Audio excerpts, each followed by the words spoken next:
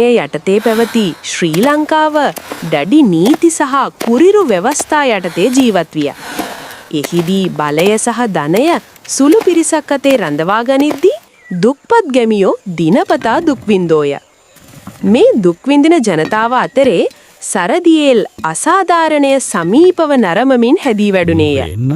ඔහු ක්‍රමක්‍රමයෙන් කුරිරුකමට යටත් නොවූ මිනිසෙකු බවට පත්විය.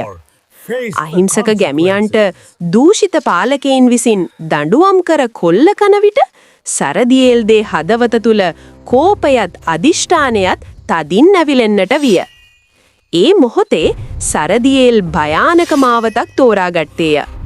ඔහු කොපමණ වියදමක් දරා හෝ දුබලයන් ආරක්ෂා කිරීමටත් බලවතුන්ට අභියෝග කිරීමටත් තමාටම පොරොන්දු විය.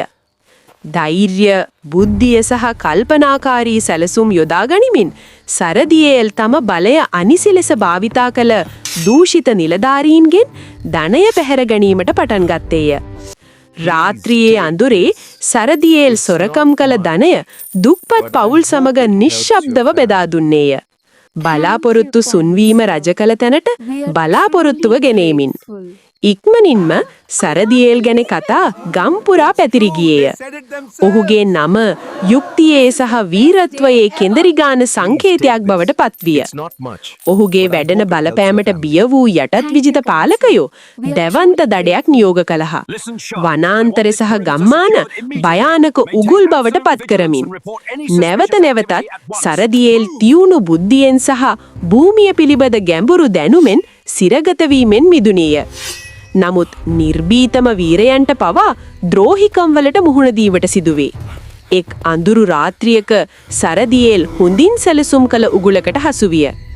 යටත් විජිත හමුදා විසින් අල්ලාගනු ලැබුවද සරදියෙල් නිහඬව හා නිර්භීතව සිටියේය. ඔහුගේ ආත්මය නොබිඳි පැවතුන. ඔහුගේ ජීවිතය අවසන් වුණත් සරදියෙල්ගේ ධෛර්යය සදහටම ජීවත් විය.